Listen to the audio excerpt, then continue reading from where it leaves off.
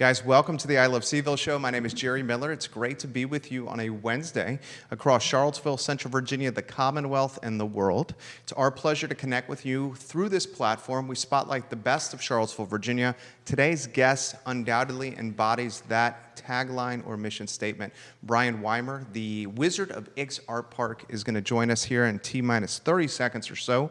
He is doing some amazing things at Ix with his team, and we kind of started the program with this teaser and this kind of like a promotional statement. I feel like the Ix Art Park and what Brian is doing is one of the few, if not the only spot in Charlottesville city limits in Central Virginia that is catering to socioeconomic demographics of across the spectrum. You see folks that are white, you see folks that are black, folks that are Latin, folks that are wealthy, folks that are impoverished, enjoying this space in Charlottesville.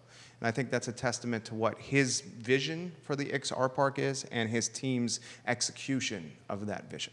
We'll thank some of the sponsors that make the program possible. We'll give some love to Interstate Pest and Service Companies. We are their proud advertising agency of record. In 1969, this business started with one truck and one man, his personal truck, Mr. Robert Wells. And he used payphones in his personal truck to build a business that is now 4 generations strong, and almost 4 generations of family strong, and almost 100 employees with a Commonwealth-wide footprint. We love to work alongside this brand. We also love to work alongside Dr. Scott Wagner of Scott Wagner Chiropractic and Sports Medicine, chiropractic care, physical therapy, sports medicine. This gentleman and his team are changing people's lives. Judah, if you could, let's go to the studio camera.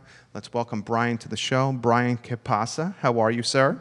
Very good. A little bit overwhelmed. We've got Love Fest this weekend, so we're making some final preparations. And I don't know, we could just have a bunch of bands and some beer and some games, but we're trying to do something kind of special with this. So there's always some last minute. We're going to have a free store and a Trust Cafe, and all of it's kind of coming together in a magical way, a lot like the way a lot of stuff at Ix happens, which is through the participation of the community. I love it. You guys, what I love about you is you're not afraid to try something. You throw something against the wall, you see if it sticks, and if it sticks, you continue down that path. If it doesn't, you pivot the model quickly, and you try something different. It is like what we love to do here. Paralysis of analysis does not embody you. Perfection is the enemy of good, does not embody you. Yes, you just get shit done, my friend. Yeah, yeah. Well, what sticks on the wall is pretty much what's at Ix. So, and actually, we like to think of Ix as less of what's on the wall, but more about who comes to it. Is the greater lesson when we started it. This is actually our 5th year at Ix. And it was born out of Burning Man, and Burning Man just completed out in Nevada. And coming out of it, we weren't exactly sure what it was going to be, but the lesson out of Burning Man and a lot of things was that it's about the community that comes to it, and it's about participation. It's not about, oh, here I paid my whatever cover charge, now entertain me. It's about that you are part of the entertainment or the culture or whatever is happening. So although we put stuff in at Ix, it's more about the people who want to participate in whatever it is. And it could be a dog show, it could be cosplay, it could be reggae, it could be a hemp fest. A belly dancing festival this past weekend. Yeah, so, I was there watching it. Yeah. It was awesome. I know, and yeah, it was not just belly dancing. Zoltandi was world dance. I got to Bollywood Was it a world dance competition? Well, it was Like a exhibition, showcase? a showcase. Gotcha. Yeah. So, but I got to Bollywood dance. I got to, there were belly dancers, there were people with swords on their heads, there was a lot of Latin dance, and a lot of that came out of, we've been hosting Latin dance nights, salsa and bachata on Wednesdays and Sundays, and it's such a wonderful experience of, like you were saying, all ethnicities, all ages, all sort of gender identifications. Really, it's this form of social interaction, which I've been trying to emulate more and more, and realizing that dance is one way that we express ourselves, one way that we interact. I appreciate what you're doing. There was a recent survey that was put out early of this year that said 42% of African Americans did not feel welcome on the downtown mall. 42% is an astronomical amount of people. At Ix, that is not the case. And that is, I feel like you are just embracing of hip hop, rock and roll. You're embracing of dancing. We have Dog Fest with one of our clients, Patty Bowden, coming up later this month. Give us the flip book, if you may, of the venue, the birth story when you, the Kootners, Ludwig, Right. Kajin, Right. come to you and say, Brian, you are a connected person. Right. Let's make something out of this. Well, it started a little bit stranger than that. I was out at Burning Man about 5 years ago, a little bit more than that. And I was with a camp of some burners who I just shot a movie with, a movie called Pyrometheus, a bunch of fire dancers and things like that. And I knew that the Kootners had a camp out there. They had gone out as well. And I wanted to go see what was happening. They were actually having a Polish sausage party out in the middle of the desert with like sauerkraut and whatever. And so I went, I started talking with them, and I think Ludwig might have been dressed as a chicken. And we were talking about art and culture and community. Charlottesville, we were kind of overtaken. Actually, I just saw Paul Beyer, Tom Tom. And he just got back from Burning Man. He had almost just gotten off the plane. He still had like dust in his shoes. And he had this look on his face, which I recognized as that's what happens when you come back from Burning Man. You've just been 7 to 10 days in the desert with the most weird amalgamation of, I think it's up to 60,000 people. Wow. It's bigger than Charlottesville that happens in the desert and creates its own city. And you get indoctrinated and internalized into this different way of being. And there's culture shock coming back. You walk down the downtown mall, and you're like, wait a minute, I'm wearing my pants again, and I got to get out my wallet. And there's a different kind of interaction. But we wanted to bring some of that feeling that is there back to Charlottesville. It's a huge challenge. Burning Man exists because it's off so separated from the rest of society. Here, how do you apply gift culture, trust culture, self-reliance culture, all these other sorts of things? So we weren't sure what we were going to do. And we had some notions. We put together, we did some murals, we got some sculptures. A lot of the notion was that those sculptures and murals should be interactive, like the Before I Die wall, like the musical sculptures, so that you're part of the art. And then we started booking events. And by now, I mean, we've got like 5 events a week. And it's always under the notion, our sort of mission is multiculturalism, accessibility. We've had some issues because the city started raising taxes on you. They started raising taxes. Yeah. I mean, they started raising taxes on everybody. Yeah, but it really hit you guys. It really hurt us. Yeah. It was another $50,000 to our bill. At that point, our annual budget was $100,000. So it added another 50% to money that we're going to have to raise somehow. So it made us have to start charging a little bit to look at revenue generation, and it changed a little bit of our model. And to your notion about how African Americans feel on the downtown mall, I don't know if everybody feels welcome at Ix. Why do you think that is? Whether it's perceived or otherwise. And I have heard, and I get word from people, and I get that we have to do better. But we are trying as hard as we can. Right now, we finally actually have a staff of 3. We used to be 2, and then before that, 1. But trying to do all of the things. I mean, we're just like this weirdo little place, but there's a lot of expectations. Part of it is where it is, near Friendship Court, 6th Street Apartments, Crescent Hall. So it is our obligation to address that. If you go to another venue, maybe they don't really care who comes there as long as they're paying. But for me, it became more and more, especially at this point in my career. I used to work in advertising in New York. I've run a film company. I've done lots of things. Now it's my opportunity to create something that's for others. And I do get a lot of ego fulfillment out of this. And I was on a small stipend, whatever, just to kind of keep me going, and now I'm off of that. But it's more and more, at this point, I just turned 50. What do I want to do with my life? You're aging well. I know. You got the spirit of a 19-year-old. You got the look of a 30-year-old. I dress like a 5-year-old. No. But it's okay. And I'm realizing even my own limitations, but also the limitations.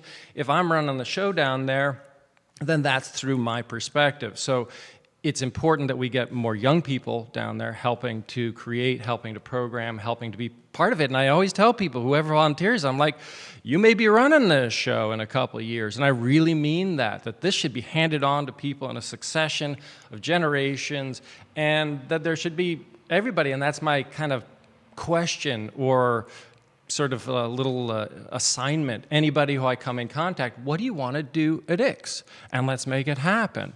Actually, there was somebody who came with the Latin dance group, and she said she likes LARP, live action role playing. So I said, bring LARP. And so this summer, we had a LARP fest. We had 8 different kingdoms, one of orcs, one of whatever, and they all met, and they did sparring and stuff like that. Of course, my mind went in the wrong direction. Well, we could do that too. You've had some really risque stuff at Ix. We have, and we'd want to make it very family friendly. Yeah. We also realize that we're adults, and we actually had I had a life-fulfilling moment the other day we had a burlesque show. It was a group from Roanoke who came, and they did 8-bit burlesque, which was all based on video games, and they needed an MC. So I got dressed up as Mario, and I had some bizarre, accent, I think, from New Jersey. I grew up in New Jersey. And I got to MC as Mario a burlesque show, which I didn't know was on my bucket list, but apparently I've just checked that off. So yeah, we do have more risque things, but we have things for families, things for animal lovers, and actually my motto is that Ix means everyone. And even if I keep on kind of breaking it down, this sort of I and this X, what is this intersection? What is this place where different people can meet? Actually, we once had a cosplay. It was a sort of OmegaCon kind of a thing, and there were cosplayers. And so for some reason, we had booked a reggae band. I think it coincided with our free fall event. So it was like cosplayers and reggae. Why not? Let's try that out. And you get weird mixes that you would have never otherwise gotten. Some of it is very directed. Like, we're going to have a Black Business Expo coming up. Okay, we're going to really focus on a certain element. Some of it's actually, one of the things we're going to do is a free store this upcoming weekend, and that's like having a thrift shop where everything is free, just to make people think, okay, well, everybody can come. Everybody needs something for free, but also a sort of leave something, take something notion of, I love it's that. an exchange. Let me throw this to you. Yeah. I think what we get with Ix, the value proposition, is, like I said, this melting... Val prop, that's ad terms. You know I'm an ad guy. Oh, yeah. 2 ad guys There talking you around here. Is the Val prop for me is the diversity and the melting pot of culture, music, food, beer, entertainment, quality of life. I think Ix, in a lot of ways, is the antithesis of what Charlottesville is evolving into. And what Charlottesville is evolving into, and I say this all the time on this program, is this bastion or this playground of white, wealthy people. And a lot of people hear me say that, and at first they cringe, and then it sinks in, and they're like, you know what? That's true. And you have, is it 2 kids? I have 2 kids, 2 daughters, kids. right. I have a 17-month-old. I would like to I'm going to live in Charlottesville long term. My wife, my son, and I, if we expand our family as well. I would love, as any parent, is if our kid or kids live close to us. And I want our community to be this diverse, eclectic community, because with diversity comes different ways of thinking and open-mindedness and challenging the status quo. And I'm concerned that that's not going to be the case for my son's generation. I think there's a question of identity, I think, with Charlottesville. Actually, my eldest daughter, who I just put on a plane to Hawaii with a one-way ticket, said, you got to go. You got to go explore the world. Come back when you've learned something. She said to me at a certain point, that she was thankful that I had chosen Charlottesville to raise children in, because I came from New York City. I drove across country in a Volkswagen van and ended up here. You almost had a quarter-life crisis. Yes. Right? Yes. Because you were burning and chasing the cheddar in New York City as an ad guy that's fast-tracked to some big dollars. Right. And then you got disenchanted by corporate America that only cared about a buck. Right. Completely. And I knew it not just theoretically, I knew it tangibly in speaking to the people I was working for, that it was. And at the end of the day, most people wouldn't disagree that pursuing money is a big part of life in this culture. And it was That's something what this that culture is about. Yeah, it's a capitalistic culture. Yeah, yeah. And some people would celebrate that, and there are certain things that are great advantages with that. But I've been to all sorts of cultures. I've been to probably 50 countries. I've been to China and Cuba, and actually I'm going to be going to Cambodia soon. And it's like, okay, well, what else works in the world? Burning Man is a whole nother culture. You know, what is it like in Peru? What is it like for Mayans in Guatemala? What is it like? So many different ways to live. We've chosen this one. Is this the best one? I don't know. For me, when I see the Latin dance come in, and actually I might be working with Edwin Roa of the Dance Spot on a documentary, I'm still doing filmmaking, about world dance and about how dance in a lot of cultures is that sort of social melting place where everybody's accepted. It's like the world's language, like mathematics and dance and music. Right. And where can you do that here? And you can't do that anywhere here but Ix. Yeah. I mean, the Shebeen is doing a good job on its outside veranda of trying to do it. Right. Rapture tries to do it as well. Front Porch. Front Porch. Front Porch has my, I love Emily. what they're doing. Emily is an angel. Yeah. And they're, I love, I mean, their It's more for the live music, though. Yeah, it is, but it's also for teaching. They teach all sorts of instruments there, and actually they're doing work in schools and penitentiaries now, so I'm supporting her as much as possible in what she's doing. And I think that all the organizations, I think, are trying in their own way. Problem is, within the arts, everybody's very siloed because of the pressures of finance and everything else to say, I'm just going to focus on my own thing. Where for me, Ix has been a focus, but more and more, we have to focus on all the culture. And then we get back to this identity crisis that Charlottesville has of what we were, what we want to be, and what we were was not all great. Obviously, I mean, the racial tension that's in this town is a symptom of where we have been. You can cut the racial tension in this town with a butter knife. Right. Right. It's so tangible, and it's so unfortunate. Right. And what we're trying to do, what you are trying to do, is embrace conversations that in the past may have been taboo or shuffled under the rug, and put them front and center so we can embrace them, conversate, and learn from them. So many things in life, topics in life that are almost taboo to talk about: sex, death, money. Politics, racism.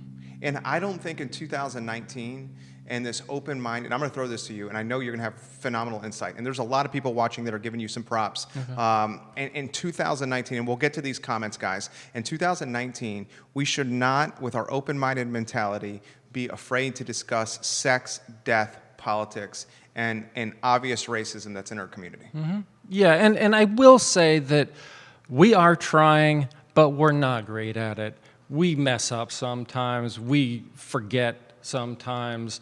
And I hope that the community gives us a little bit of leeway, understanding that we are understaffed and underfunded, and we're trying our hardest, and we're trying even our hardest from our own perspective. So I have blind spots. I know that. So we are trying. We're not great. So I don't want to pat myself on the back too much of the great job that we're doing, because I know that we can do definitely better, but we get better with help from the community, and we do take criticism, but I would hope that that criticism would come in a constructive way and not just in a hope that we get all messed up because maybe I'm a white guy, and maybe the property owner's a white guy, and some of the obvious things that come with that, but that hopefully we're recognizing our own shortcomings and trying to better ourselves, better our community, and better the possibilities. You get it. I get some of it. There are parts that I don't get, and that's what I'm still working on. Well, it's like, and we're having a very frank discussion. John Craig, CVille Hop on Tours, welcome to the show. Sam King, NBC 29 is watching.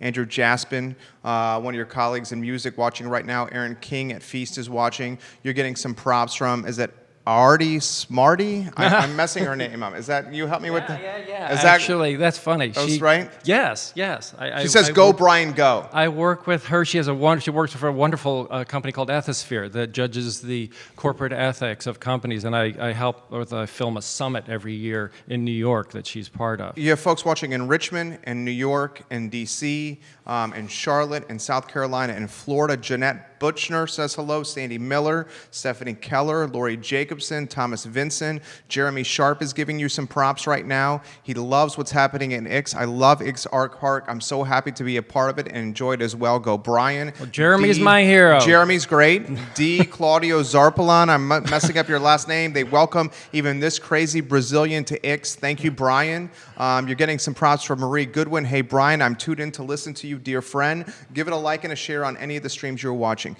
One of my buddies, Michael Guthrie of Roy Wheeler Realty Company, he said this on the show this past Friday. As white men, we, if life was Monopoly, have been passing go and collecting $200 for essentially eternity. African Americans have been passing go and collecting $200 for maybe the last 20 or 30 years.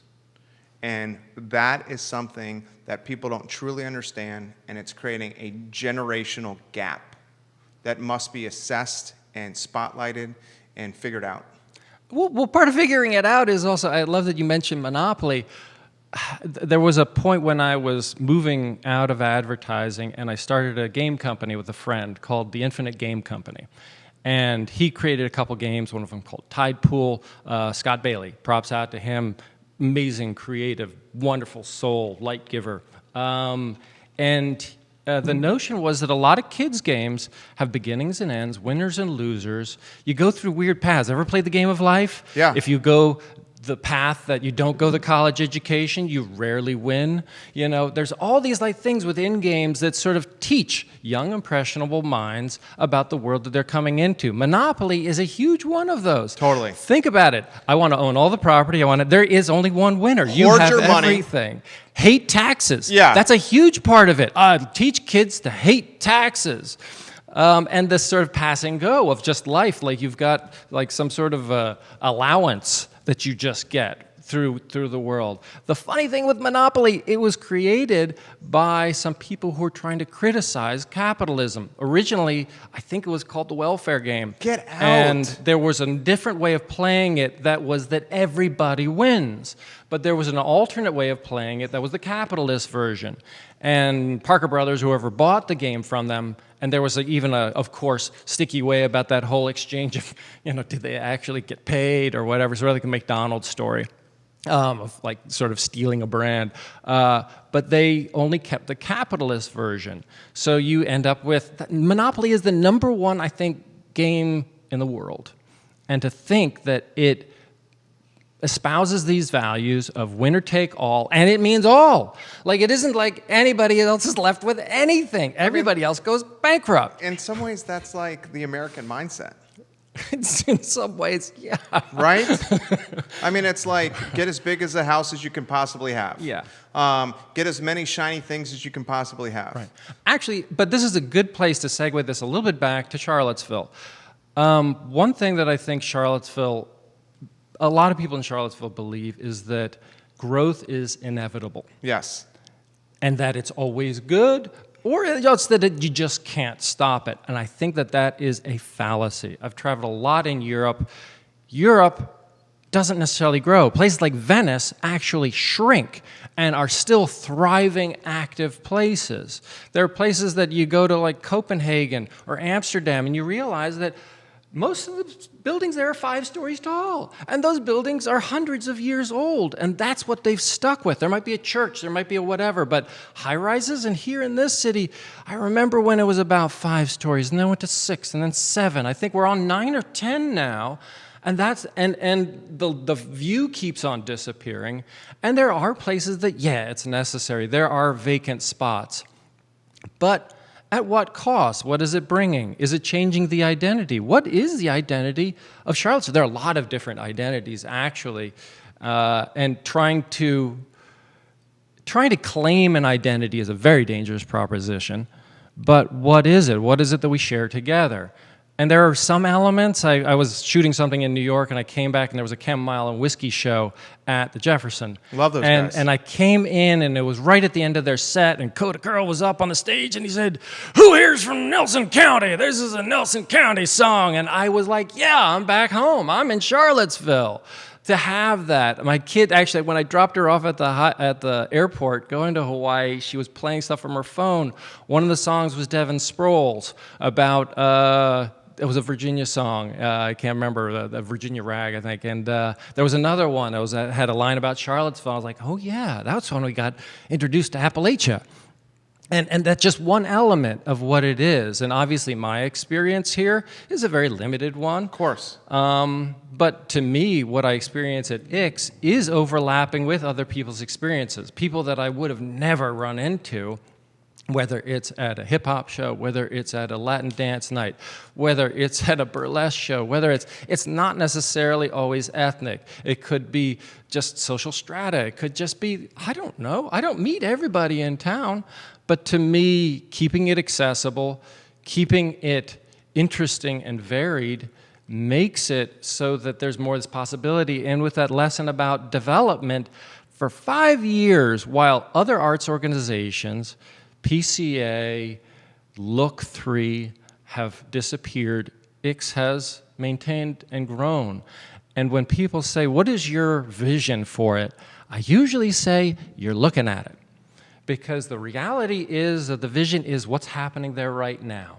And that's going to influence what's going to happen there tomorrow. And I think that that doesn't have to be building up. We have built nothing. We have built within some of the spaces, but in terms of structures, but have we created value for that space? As well as the other people, Brazos, Three Notch. The bicycle shop, everybody there has Studio X. They have all added value. And I am not claiming that we did everything there, but I think that the small part that we've done... You've added so much added value. So, but that it has changed the story there.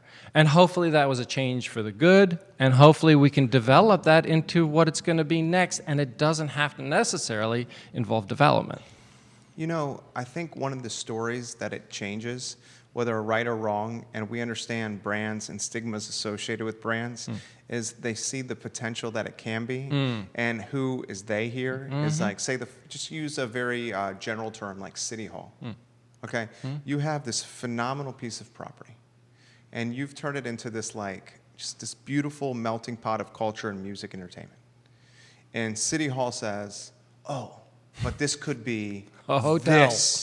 This could be micro apartments. This could be $900,000 condos. We're being taxed right now. You're getting as if taxed a luxury on the potential. as if a luxury hotel was there. It is such. I'm going to say this. This is not coming from you. This is coming from me. It's bullshit.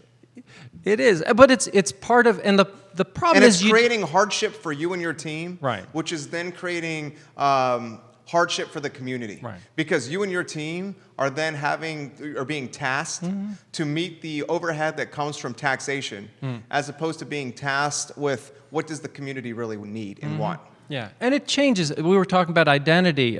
We were in Santa Fe a little bit recently to go look at this place called Meow Wolf, which is sort of becoming really actually internationally known as this immersive thing. And they started in Santa Fe with 20,000 square feet, made an immersive experience, and now they're doing like a $25 million one in Denver, another one in Vegas, another one in DC, and actually we're doing something similar to it that we're going to hopefully finish in the next couple months. But when I talked to the people who started it, I said, did you have much civic help? And the guy who is currently running the place said, well, we didn't get too much. We got $40,000 from the mayor. I'm like, we got a $50,000 bill. So the focus, and again, I can't criticize, I think our city council is tasked with a lot of different things, and usually arts and culture comes on the end of the list. And literally when they did a thing, it was a survey out to the public that said, what is your most important, and you had to list them, your 1 to 12. Of course you're going to choose healthcare and safety and all those other things. Quality of life. Before you get to arts and culture. To me, however, arts and culture ties it all together. I mean, we can have a health fair there. We can have, we address so many different things. How does a park address transportation? Well, if you bring all of your external needs to a central place that you can walk or bike to, You're addressing parking. You're addressing, and to me, Ix, to a certain extent, is a social experiment in a different paradigm of how you live. Ooh, tell me about that. That's deep right there. Well, I mean, then that's what you get coming out of Burning Man. It's like, okay, well, what happens when you share more? And actually, one big word is trust. Ooh, that's a tough one. Like, do you trust so many people? Actually, I was walking back from Ix the other day, and somebody said, be careful. I live about 10 blocks away in Belmont. Right. Now, obviously, I'm a tall white guy, whatever. Nobody's necessarily... No one's going to really mess with you. And for a woman, that's a different story. For 100%. all sorts of different... But for me, it's like, wow, is that a reflection on our culture? That if you're going to walk 10 blocks away at 10 o'clock at night, that your life might be threatened?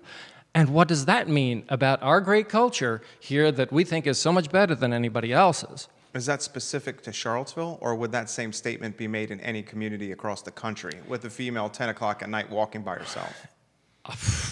Not being a female, right, I can't. I'm not the one to answer that question. Right. However, like I was in Cairo several years ago, walking the streets of Cairo in its poor Ottoman district at 2 in the morning, getting lost down blind alleys. Now, maybe I was in dangerous places and didn't realize it, but I have rarely felt threatened anywhere in the world. I've been to Iraq. I've been to some pretty sketchy parts of Cuba. Old Havana has some like pretty, and sometimes I do feel a little bit, I've been mugged once in Guatemala. I didn't even know I was being mugged. Yeah, I didn't. They were that bad at mugging? No, they were that bad at English. I couldn't understand what they were saying until I really finally got, if I don't give you, he had a bottle. And he had me by the scruff of my shirt, and I was looking in his face, and he was saying, blah, blah, blah, blah, blah, dinero. And I was like, what? Oh, do you want? And I was, you're going to kill me if I don't give you my money. And next thing I knew, I was 20 feet away and running. And he was looking at me going, like, what happened to the gringo? And so I don't know if those were good instincts or bad. But off of the subject, to me, at one point, my wife sometimes, in a nice summer day, we'll decide to sleep on the porch. Really? Yeah, don't make any comments. No. But I always like, are you sure? You know, I'm sleeping right on the porch. And I live on Grave Street in Belmont, which is a very, like, the porches are almost on the sidewalk. Yeah. And I was like, wow, do you feel safe enough that you can that a woman can sleep on her front porch on a couch and not feel that something's going to happen to her? I even tried it once, and I couldn't even. I was like, I woke up at about 10 going, nah, I'm going to go inside. And, do you lock your doors at night? Do you lock your car? And we know that other cultures don't necessarily do that. Actually, I have a daughter in Japan right now, and it's doing her junior high school year there. And the very first day she lost her phone, she left it in a museum. Shit. And Japan has this honor culture that allegedly a lot of stuff people won't touch, and so sure enough, somebody found her phone and sent it to her. Really? So that's the reality. How did they find out it was her phone? She must have had like some a name ID tag on it it or something like that. Get out. But it was just like, and that'll happen here, but to me, that other cultures are renowned for certain attributes. Middle Eastern culture, I gotta say, is one of the most giving cultures. I was in Ramadan in Cairo, sitting down with a worker's family, and they put a huge spread out, and they gave me all the best stuff. This was their best meal of the year. They barely were eating, and all the chicken or whatever was for me. And they literally were putting it in my mouth. And there is that element of what are we missing in this culture that has become so individualized, so self-made, so, well, I've got my money, you take care of yourself. Oh, there's a danger there.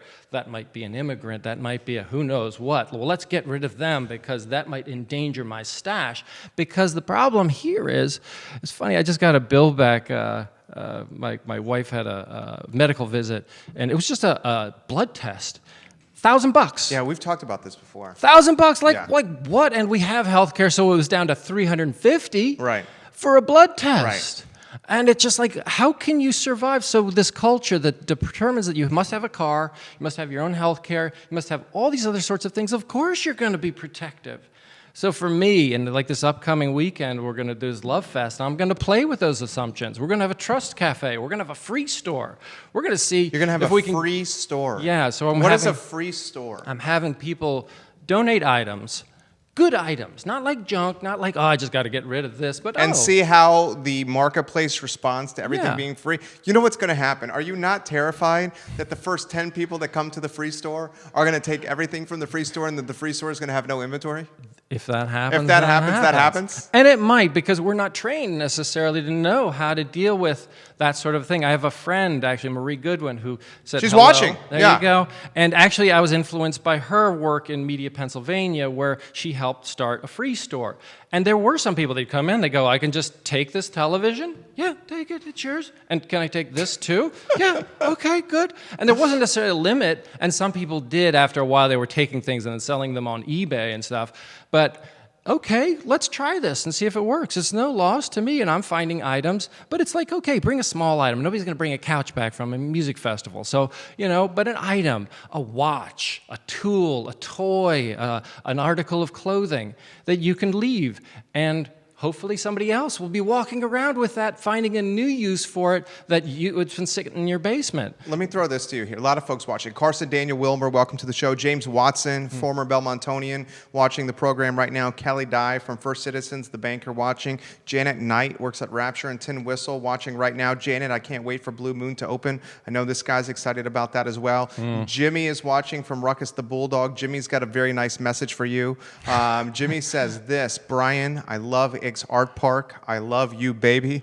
You're the wizard of Ix for a reason. Thank you, Jimmy, for watching. He puts on a hell of a show. I love Jimmy. Jimmy blows my mind. Yeah, he brings the energy. He's come on this program right here. Throw this and we'll relate it back to a micro level in Charlottesville. One of the things I like talking about you is you get really macro and really big ideas. From a micro standpoint in Charlottesville. This is something that really perplexed me. Okay, we had the Unity Days concert in Tonsler Park. It was an all-day event. And Unity Days concert was led by Tanisha Hudson. And Tanisha Hudson got $15,000 of taxpayers' money as kind of the foundation for putting on this all-day festival, if you may. She then went back to Charlottesville City Council and asked for an additional $30,000 to get an out-of-market performing artist, rapper, to come and perform as the flagship or the headliner. City Council said no. That led to a lot of hoopla at city council meetings, which we all follow closely. Here are the questions that perplex me. I felt that that event should have been held at the Sprint Pavilion as opposed to Tonsler Park. If we're in this conundrum or this crossroads of a large portion of our population, the African American population, saying that 42% of us, according to a recent survey, does not feel welcome downtown, why don't we start by solving the problem by hosting this Unity Days event on the downtown mall? Seems very straightforward.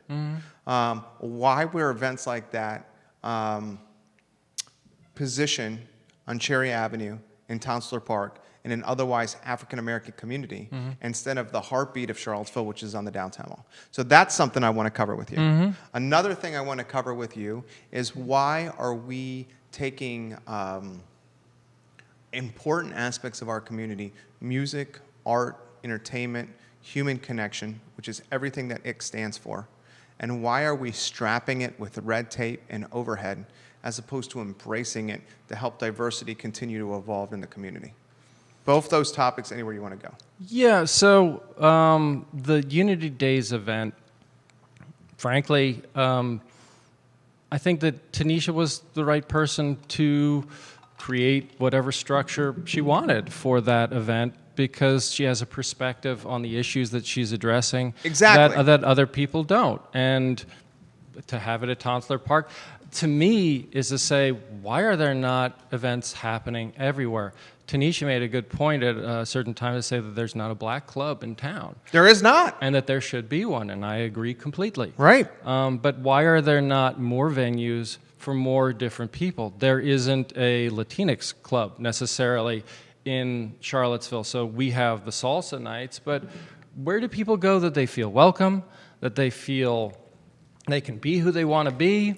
I know where folks like you and I go. Right. We go pretty much anywhere in Charlottesville. Right. So where do people feel welcome, and what's right? I mean, within the funding of it, that particular event. I mean, I've gotten a little bit of money for my events at Ix, and I was very happy that the city was putting forward the amount of dollars that it did. And I know that talent costs money. That's always a challenge with us. I mean, the event that I'm running this weekend, Love Fest, altogether is going to cost $6,000. Get out, good for you. For 10 bands. So you're saying $15K for a one-day festival is plenty of budget? No. It all depends upon the talent, because you've got different expectations. And to me, yeah, you can, I mean, if you're going to bring the Flaming Lips to the pavilion, of course, that's going to cost $500,000. So, and you're going to charge for it, whatever. So everything has its different structure. But for me, I come from independent film. Right. Independent film, It's which what I bootstrap. did, I mean, like, I've made movies for $10,000. Right. When people say, you can't do that's impossible. It's like, well, I did. Not that these are great movies, not that they are great sellers, but it is possible. And to me, there's a lesson within that. That was important for us, at least at Ix. It's not applicable everywhere, but to say that resourcefulness is how everything happens. Some of it, like you said, that the great is the enemy of the good. It is never going to be perfect down at Ix. Or maybe it will one day be perfect. But for me, if we're going to do something, let's try it any way that we can, and let's always get better at it. But some of it, there's even better. We had Repair Cafe was hosted for a while there. Now it's at the Habitat store. And by the way, Habitat for Humanity, another great organization. Yes. Doing really good work. But the Repair Cafe was all about bring in your vacuum cleaner or whatever, and we'll fix it. So you don't have to throw it away. But we are in such a culture. The other day, this is a strange admission, I went on an excursion dumpster diving. Yeah? Just Tell to me about see... this. In Charlottesville? Yes, in Charlottesville. Where do you dumpster dive in Charlottesville? The apartments? Well, I had to look online, and actually it turns out that dumpster diving is not just groceries and whatever, it's everything. Sure, it's like furniture. Yeah, so it can be electronics, it can be whatever. What'd you find? We found some really nice kale and collard greens. We found vegetables while dumpster diving? Yes. Did you eat those vegetables? Yeah. Really? I mean, they were perfectly fine. Why did someone just throw away perfectly fine? Well, we have if you look at the statistics, I mean, the amount of food that's thrown wasted? away. Yeah. Perfectly fine food. Stuff with, I mean, the lesson with expiration dates is that they're meaningless. Right. The expiration dates are essentially branding and marketing to get you to buy more product created by people like you and me. But there's probably a health. I mean, you don't get dairy, you don't get meat, you don't get whatever that has gone expired. But other stuff, it depends. And I mean, but to me, it was just an experiment in seeing what was there. And actually, it's funny, we ran into this other person who was dumpster diving, and he was giving us all the lowdown of like the bookstores and whatever, and exactly who's throwing away what. And this guy had found like bags full of stuff that was worth like $15,000. He has every single game made today on his, Atari and Wii and whatever. I don't play these games, but he said, "Oh, want to come over and play the games?" I'm like, But to me, how much of our culture just throws away things? Where do we find value? Do you upcycle? Do you recycle? Do you reuse? Do you fix it? And to me, I'm about to embark on a long worldwide travel, but it wasn't necessarily because I'm wealthy. It's because I can't afford to live here necessarily. Oh, amen. And that to find out that, hey, I could go to Guatemala and live, eat lunch for 50 cents a day. Right. I can't even get out of a coffee shop in Charlottesville for less than $10 these days. So to me, how do we find those other ways of living? And to me, the experiment at Ix has often been, how do we address these other places? Because our lives are made up of choices about transportation, healthcare, schools, all these other sorts of things that had at one point been dealt with by communities. Right. If you needed medical care, your first thing wasn't going to the ER. No, it's to call the doctor down the street. Yeah. Yeah. And now it's been commoditized and monetized by big business. Right. And now, unfortunately, things like healthcare and quality of life, we got folks trying to come into our studio here multiple times, which is a testament to Brian Wimer's genius here. Folks big business is monetizing things that otherwise should be like not commodities, but just like water. Actually, it's funny. like milk. You know what I'm saying? Yeah. Like Yeah. just accessible. Or else just the notion that the people that you're buying from, I usually buy from family-owned businesses here. My family of three, wife, my son, we're small business owners. My wife works actively in the business. We're paying just under $900 a month for our health insurance with a $13,000 deductible. Essentially not health insurance unless catastrophic. We're paying for catastrophic. That is effed up. It is. But we have to support each other. You've got Market Street Market right next door to here. Family-owned business. That's where I go get my groceries these days. I go to Martin Hardware. Sometimes I have to go to Lowe's. But it's like, how do you find those? Actually, one of the people who almost walked in here was Ted Anderson. Yep. Ted Anderson, who used Was that Ted to, Anderson, Judah? who It used was Ted to Anderson. I'm own, sorry, Ted. Anderson's Carriage Yeah. House. He's now over- running it out of Ivy Right. from his stand. Right. Which props to him. Right, but I love the fact that, and I've known him. We used to live in Ruckersville, and that's where we met him. But I actually wrote a story for CVille originally when they were trying to pressure him out of his lease there. Yeah. But he was one of those mainstays, and now what's being put in there is a CVS. And there was already a CVS across the Right. street. And they had been wanting to, and I go to CVS occasionally myself, and I'm not going to badmouth every business out there. Sure. But the reality is that we used to have, I think, 4 hardware stores that were locally owned. Yeah. We're down to about 1. Yeah. We used to have about 5 pharmacies. I think we're down to about 2. What are we down to? The one on the downtown mall, Timberlake, Timberlake. and then Top Notch Okay. by yeah. Shenandoah Joe's on Yeah. Preston. So what happens when you lose those? You talked about Blue Moon Diner the other day. I'm so happy that that's coming back because that, again, was this mainstay.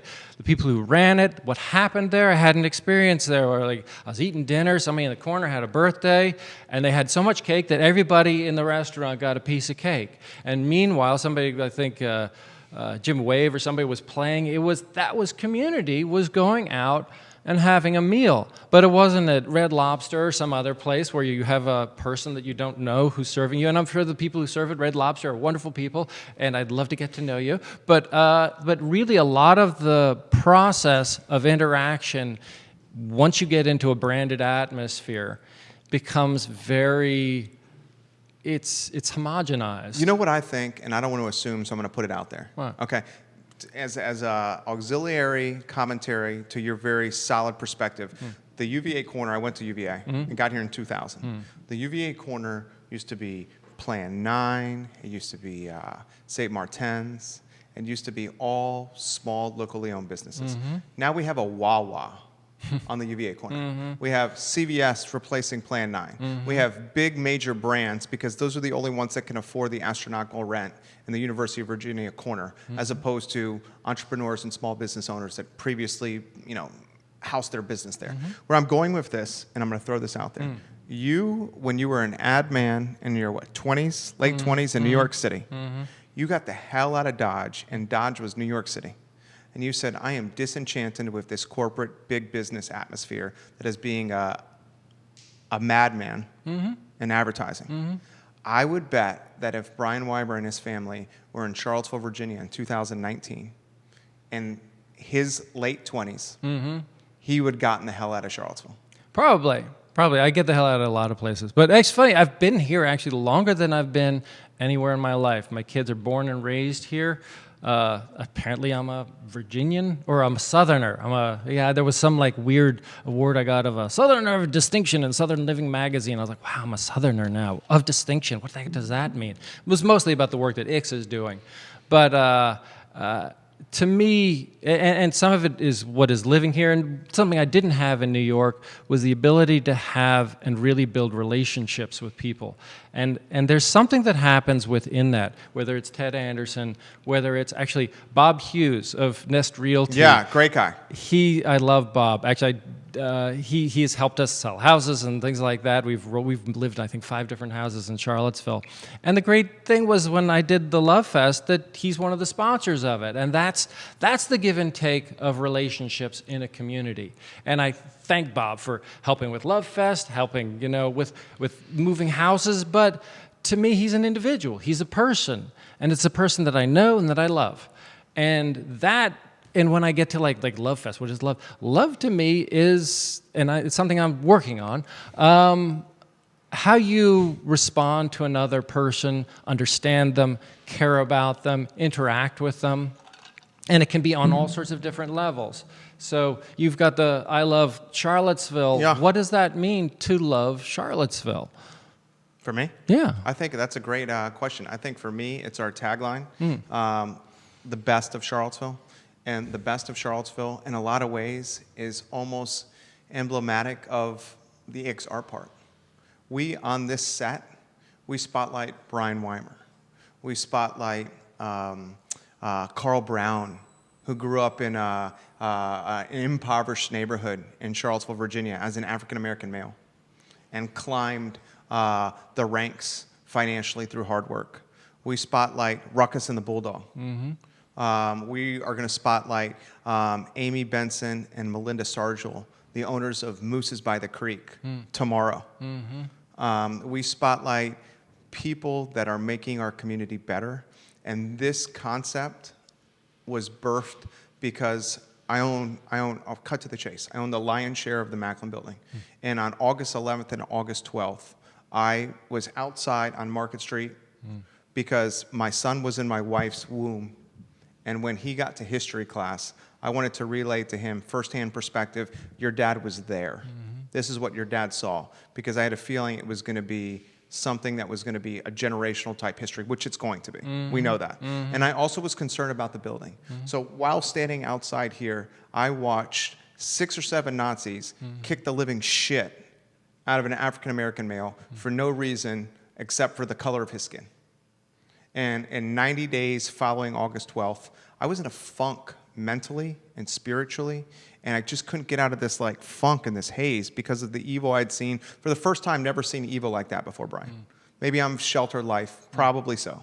Okay, and my wife helped me, said, you're either gonna go talk to a therapist to figure this out, or we're gonna do something together, and I Love CVille Show was birthed to help change the conversation, not change the conversation, that's the wrong phrase, to help address the conversation, to have the conversation, to have the conversation. And I think the conversation Needs to be had. needs to be had. Some people believe that the time for talking is over, and I understand where that But isn't that the notion first is step? coming from. I believe Before so. execution and like tangible productivity? I personally believe so, but I understand that not everybody does, and we are each, Our own entity. we all do things different ways, and we're all, I've come to a notion, it's funny, I've dealt with a lot of people at Ix of all different persuasions, of all different spectrums, and there is no normal. That we are all coping with the culture that we live in, our own potential inadequacies. Even I was talking with somebody who does behavioral work with people who have autism, and they don't understand, some of them don't understand social cues. And so it's like to touch what an elbow touch means. Like, oh, that means hello, or a shoulder touch, or a hand touch, okay, that means something different. But there was a level that most of us don't know how to interact. Sure. We're all like 15 years old, terrified Right. in our heads. Oh, am I going to say something wrong? I'm going to do something wrong. We're acting And out social in all media is weird. making it worse. Oh yeah, it's social media Is has- the antithesis of human connection. It can be. It can also work wonders. Yeah, like how we're doing it here. Hopefully. Yeah. But people do like to lash out in ways that they would not otherwise face to face, which True. I think is detrimental. But it can be used. I don't know. Well, if everything you put on your social feed is negative, well, that's what you're putting out in the world. Now, there are things that do need to be criticized. I have spent half of my lifetime criticizing things, and sometimes finding that I wasn't necessarily making headway. Actually, Zap McConnell, who's a dancer and a great artist, once told me, I was sort of messed up in my head after having an argument with somebody. She said, "Brian, would you rather be right or be happy?" And to this day, I've taken that I'm always trying to be right. Right, because we're competitive alphas. Right. And Would you call yourself that? yeah, but I'm trying not to trying- be. yeah. I'm a recovering Competitive alpha? Yeah. How do you try not to be? Because I need that lesson too. Well, there is, and I know some people who are in the sort of astrology sphere that's like, oh, it's Leo time. Right. You're a Leo. Are you a Leo? Yes, I am. I'm a Leo too. There you go. August 19th. There you go, August 11th. Okay. So there are certain propensities. I'm not sure if I'm completely on the astrology wagon, but a lot of it A lot say, of it is oh, creepily like accurate, isn't it? well, I'm not going to say that I'm not prideful or I don't like to try To to be be right. a leader or to try to be right. But it's to acknowledge your strengths and your weaknesses. Sure. And I know I have my share of weaknesses, but it's to say, well, you might have some leadership skills. We'll put them to good use, Right. you know? So Well, you're getting that right here, and we have filled an hour, and it's a testament to you here. You're getting this from the World Peace, Love, Liberty page. We're so excited about Love Fest. We're very grateful for Brian Wimer organizing the event. Thank you for keeping us posted on the latest I Love CVille. Thank you, Brian. You're a great leader. You're really making a difference in the Charlottesville community. Valerie Listorti. Wizard Wimer for mayor. I've said this to everyone. Thank you for opening our mind and world with everything you bring to the Ix Art Park. You're a true leader in our community. Arlene Yobbs, previous Charlottesville Albemarle Association of Realtors president, is watching right now. Your page is blowing the hell up right now. Ruckus the Bulldog just loves you. Lauren Van Camp of Gene Theories watching right now. Cassie Clausen, Ix is my favorite place in CVille. Hello, I'm watching from Vermont. We have 9 states watching the program. Why don't we throw this? I love talking with you. You have the gift of gab. You're a conversationalist. You're deep with your perspective. How about the who, what, when, where, why of the weekend? The weekend. And what's going on? So one small thing is, or maybe it's a big thing. I've got a photo show. I started doing photography, and I was You're really invited good by at it. 4 other photographers to join them. So we're having a show. It's going to be First Fridays. So come by and see that. It's going to be nice. There's a band afterward. The big thing I'm focusing on is Love Fest, which is the 50th anniversary of Woodstock. So we've got 10 bands. We've got people covering, that's Bhakti Boys, Positive Collective, Mojo Pie, Beleza, Judy Chops, Chamomile and Whiskey, Falsies. There's a Love Jam with Tucker Rogers and Friends and Black Masala. Now, I've got people like Mojo Pie that's going to be covering maybe some Joan Baez. Beleza is going to be covering probably some Santana. I hope that Chamomile and Whiskey does some The Band, maybe The Wait. But it's just like, okay. I mean, the last time we had Moby and the Dicks, and they covered A Little Help from My Friends, doing a dead-on Joe Cocker. But we also had a hip-hop version of The Age of Aquarius. And it's just like, I'm kind of curious, because like, okay, what was that time of 50 years ago, 1969, at Woodstock? What was happening then? What were the possibilities? And we still have those possibilities now. We're dealing with wars overseas. We're dealing with civil rights. So how do we want to apply it? And to me, culture, music, expression, these are really positive ways to do it. So also, it's completely free. It's called Free Love. So, come on down. The concert's free. But then we were going to investigate all the elements of free. What in our culture is free? Nothing. Not necessarily so. Internet, That's true. Touche. to a certain extent, is free. Looking at energy. But is it really free? It isn't. It isn't. And Because part of the brands on the internet are course. capitalizing on our free. So part of it is who's actually paying for whatever you get for free. Yeah, the big brands. And so part of it is like public libraries, public schools, transportation. We do have a free trolley. How is our culture looking out for the people who can't pay? And what happens when it is free? Is it valued to you? Water, is it free? Well, if all of a sudden that water gets polluted, then where are you going to get your water? Bottled water? Well, if you're going to pay for all your water, what is that implication? Energy. If you look at solar energy, once you put a solar panel up, that's sort of like free energy. So looking at the free economy and the gift economy, Marie Goodwin has worked with Charles Eisenstein, who talks a lot about sacred economics. Go read the book. The notion of what is the new way to live potentially, and maybe it's just for a day, maybe it's just Saturday this weekend. Go see what it's like to try to live a little bit different way. We're also going to do a thing. There was a scientist who had an experiment, 36 questions in an eye-gazing thing, and he could make people fall in love. So we're going to try that. We're going to try to get people to fall in love with this weekend. We're going to have a trust cafe where you go, and something I experienced in Amsterdam, where you will buy like a muffin or whatever, and you pay what you think it is worth. And that doesn't mean, oh, well, it's just my chump change. Sure. What is it really worth? Right. So the experiment for the day is, let's try this. Let's be a little bit of a different way. And to me, that's what Ix hopefully is this possibility place that you come, you can behave differently. What was your tagline? It's like big ideas, wasn't it? Dream big. Dream big. Was our tagline. And it has always been. I don't like it a little bit because it's like, oh, does that mean we have to grow? It's like, no, man, your dream. What do you dream? Is your dream to be loved? Is it to be creative? Like, don't settle for a small dream. Being rich is a small dream. Totally. Because you'll be lonely, potentially. You'll be whatever. Community is the biggest dream of all. And what does that mean? Because actually there's sort of a paradigm of commerce and community. It's a false paradigm, but I like it. Where the closer you get to commerce, the more you get into contracts, the more you get into all sorts of things that are about distrust. The closer you get to community is all about trust, giving, receiving. And to me, I always want to be on that community side and not on the commercial side. It's hard to exist in this place, and I'm sure the property owners down at Ix would love that I would generate some more revenues to make up for the taxes and all sorts of... Ludwig has been a huge supporter of so many things. I mean, the Paramount, Live Arts, whatever. That guy has a wonderful heart. Right. I saw him the other day. He really does. All the people who work with us and support us and have allowed us to do what we're doing. But to me, at the end of the day, if you had all the money, but none of the trust, none of the community, or all of the community, and not necessarily any of the money, I think you'd be better off.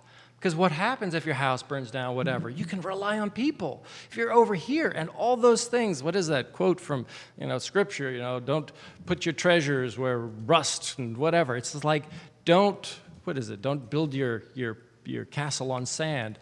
It's like that the commercial thing is this notion that can fall away from you. I had friends who were part of Lehman Brothers who, when it went belly up, they lost their whole retirement. But they knew that it didn't exist, that it was an agreement and it could disappear just like that. So to me, put your faith and your trust and your energy and your support into your community first and foremost.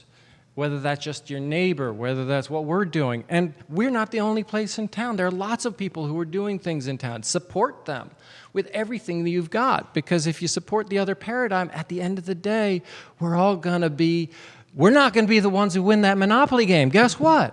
Somebody else has already won that game. So let's try a different game. I love it. You crushed it today. You always crush it. I'm just a guy. A couple comments we'll get out there. Jeremy says he loves the interview, community over commercial all the time. The Judy Chops are watching. William Howard. The Judy Chops are so excited for Love Fest 2019. Cole and Free Love. Lindsay Trell, I think, works with you. Yeah. She says, you are undoubtedly the wizard. Oh, she's becoming the new wizard. You're getting a lot of props from a lot of people. Virginia Newsom, Pete Armetta, Jazz Fuentes, Eric Bryant, Hannah England, Colleen Elizabeth. 8 states end up watching this show, a lot of Charlottesville and Central Virginia. We close the program the same way every time. First, we remind you that we're going to take this entire show and archive in its totality on ilovecville.com. We will strip the audio and turn it into an iTunes podcast today as well. We will syndicate Brian's appearance on the I Love CVille show for 30 days following the show across the I Love CVille network, which is 17 Facebook pages, 17 Twitter accounts, a daily e-newsletter that goes out to 108,000 plus inboxes, the 3rd largest Instagram community in Central Virginia, on ilovecville.com and on iTunes. I'm inspired by Brian, and I'm reminded of a friend of mine that has very little money, lives in an apartment that's probably about 600, 700 square feet, literally a studio, bathroom, ramshackle type place. And he is, without question, one of the happiest people I know. He is happy because he's found internal self-awareness, internal peace, and he's okay with who he is, the good, the bad, and the ugly. And he wakes up each day saying, I'm above the mud, and I'm going to make the best of what's in front of me and live life to the fullest and not chase the cheddar or not chase an appearance on social media or not chase a shiny car, but just live today like it's my last day on earth. And every time I'm around this individual, I leave feeling refreshed and inspired. And And I felt that same feeling today after spending an hour with Brian. We closed the program by asking everyone on the show to embody the golden rule. I do not make this about religion. I just make it about treating others in our community like you want to be treated yourself.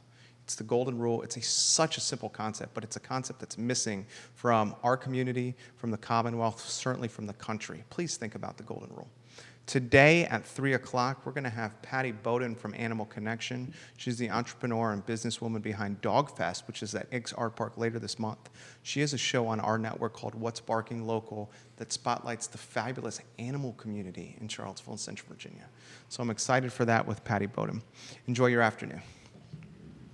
You crushed it. Excellent. Thank you. Yeah, seriously. Great opportunity. One more thing, we got to get the photo, the hero pick for the package. Sheeta's going to do that now.